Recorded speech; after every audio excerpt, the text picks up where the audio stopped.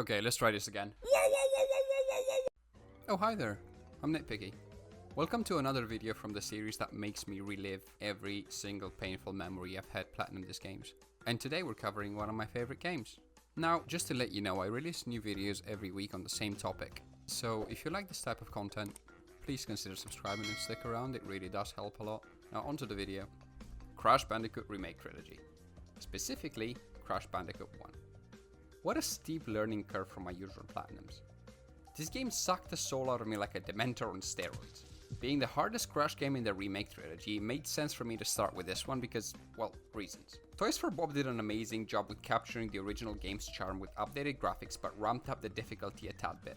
That is due to them using the new engine that somehow removed the toon time jump frames from the original games. For those unaware, toon time is referring to the mechanic of jumping off platforms while your character is slightly off the edge of it. That has been removed in the Remake Trilogy, making the game much harder. That is probably the main reason why the game feels harder than it did growing up. Jumps that seem doable and your muscle memory says they are now an instant death screen. Now onto the game and trophies.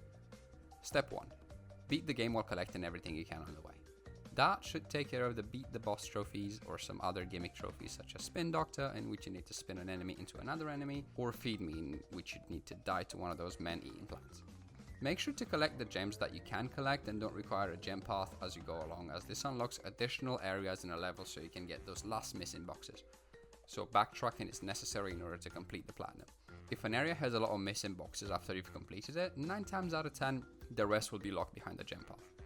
Don't forget about the token levels either, as they give you a good amount of boxes and deaths in these areas don't count towards the gem runs of not dying during a run, so you can try them as many times as you need to. Some gems are earned by breaking every box in a level without dying, which can be pretty hard in some of the later levels, but as far as trial and error goes, if you keep playing a level without breaking your TV, that is, you'll eventually get it. Some of the levels where this is difficult to do are the mount/running towards your screen level, where you either run through a level at a constant speed on a mount, or have to run towards the screen while doing your best Indiana Jones impression. A good example of that would be Whole Hog, where you mount a hog and you have to navigate a level with horrible hitboxes and tricky jumps that would put LeBron to shame. The game also gets progressively harder, and like a Fast and Furious movie, some levels are a copy of a previous level, just a whole lot worse to get through. The hardest level in my opinion would be the High Road, which is basically Road to Nowhere, an earlier level, on 5 cans of White Monster. Getting all the boxes on this level without dying is difficult on its own, but the time trial relic is a different kind of difficulty. This was my first real difficult platinum and I was not ready for it in the slightest. I mean, you can cheese the level by jumping on the ropes, but it's so hard to get consistently for the time trial that it's not even a viable option. It doesn't help that the Bandicoot seems to forget how to jump the second you miss that last jump frame on a platform, and it's game over. Replaying the same level over and over is crucial, as you need to have near frame-perfect dexterity and knowledge of where some hidden boxes are.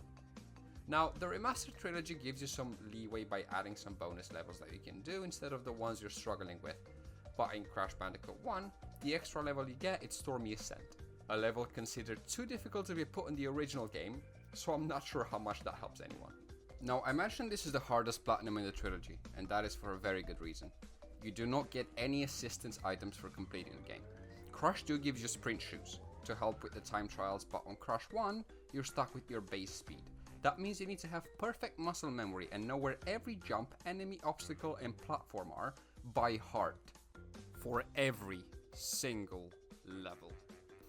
Now, to be completely honest, the game does let you get away with a gold relic for each level, but that is no easy feat. I mean, sure, they are fairly lenient, but don't let that fool you. The second you miss a jump or a time box, you might as well stop and reset the level at this point, because some of these times are extremely tight.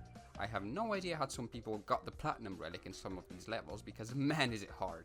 My favorite trophy by far is the Miss a Lot of Boxes trophies, in which you need to roleplay as a Royal Mail delivery driver and miss most of your boxes on your run, leading to your favorite Bandicoot being relentlessly hit by boxes.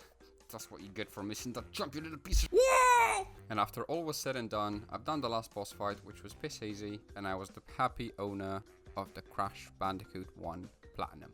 Now, I wonder what Platinum I'm gonna be covering next. In all seriousness now, thank you very much for watching, and I do hope you stay tuned for next week's video.